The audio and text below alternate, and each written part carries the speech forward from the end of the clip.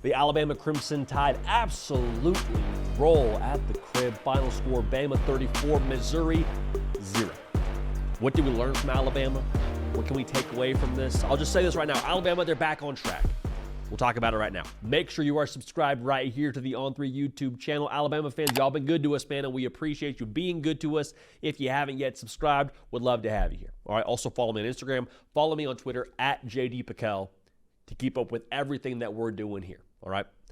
So let's just set a proper context. Because you see that final score, you're like, gosh dang, man.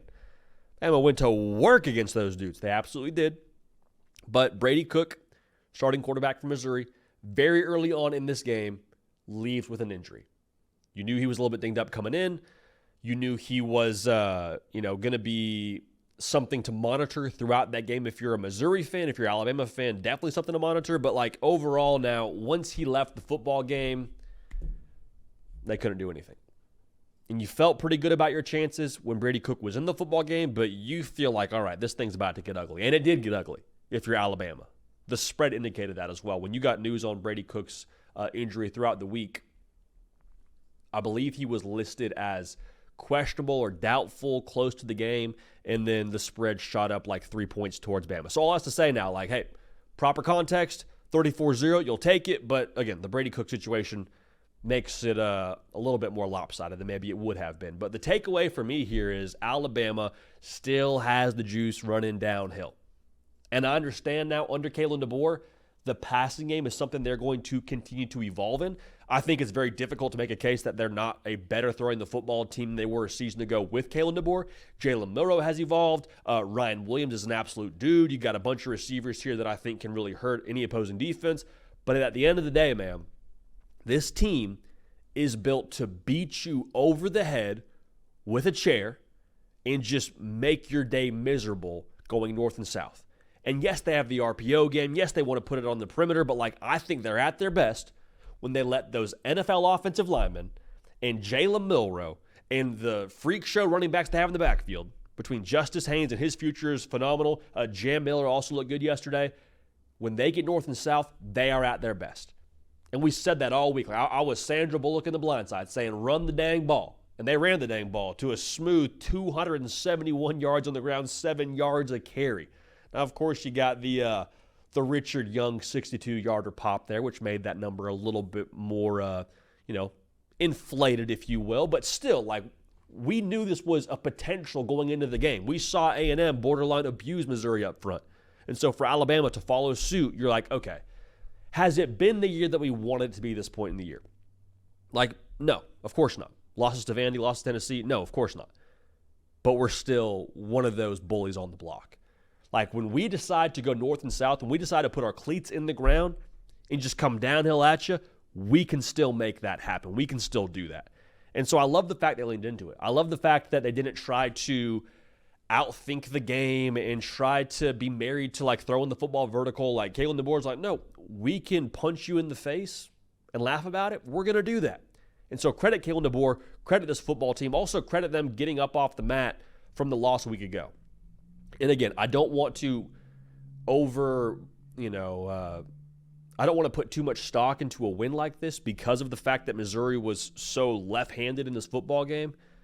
But you don't apologize for beating a team 34-0 in the SEC. I mean, like, I don't care who it is. So the fact that you got it done in the way that you got it done, I think is encouraging, and I think ultimately could kind of propel them here going forward and get them some new juice if they needed that. Now, defensively, I mentioned what it is and what Brady Cook wasn't in this football game, but still, man, like, shutouts are a lot like discounts. If you can get them, you'll take them. And you're not going to ask too many questions about that. The defense to be able to have 3 takeaways and to play with the competitive temperature they played at, to be able to swarm and to run the football the way they did, holding Missouri to 3 yards a carry, you'll take that. 4 yards a carry. But to hold them to 3 yards a pass, you'll take that. Absolutely will take that. So here's what I would say. Alabama, can I be optimistic with you for a second? Can we just have a conversation here? Is this team going to win the SEC? TBD. Need some things to happen. Right now, I would argue it's probably not the most likely scenario. Could they still make a run in the playoff and play their best football at the right time? I think so. maybe more importantly, when you look to the future of Alabama football, let's just kind of be honest here. It is year one. It is, and I think after the Georgia game, expectations probably got inappropriately calibrated. I'm definitely a part of that. Hand up, that's on me. But even with that being said, like, you have a head coach who's won a lot of football games. Like, maybe give him half a beat to figure it out in Tuscaloosa. Give this roster half a beat to figure it out. I mean, Jalen Milroe is phenomenal, but he's also still adjusting to a new offense. They're still, their best receiver is, as every single game broadcast will make sure you know without a shadow of a doubt before you leave that game broadcast, Ryan Williams is 17 years old. He's your best playmaker. Let's give it some time. I was encouraged by this. I was encouraged to see Bama be dominant against a team they're supposed to be dominant against, and be dominant in the facets of the game they were supposed to be dominant in, running the football. Are there stuff to clean? Is there things to clean up? Is there stuff to improve upon? Absolutely. You don't leave a football game in the SEC without some notes to work on during practice and some things to go ahead and repair going forward. But I think as much as the losses hurt and the narrative starts to spiral out of control, Alabama's okay, man. Alabama's going to be all right. And like I said, in the 12-team playoff, you don't have to win the SEC. You make that dance as an 8 seed, as a 9 seed, heck, wherever they put you higher than that, great. You get in, Alabama, I think you feel good about your chances whoever you draw because of who you have on that roster, because of Kalen DeBoer getting time to prep, because of your team getting time to get healthy. Like, I keep saying this for a couple of different teams across the SEC. When it is time to go into a tournament setting, that will benefit them multiple times over.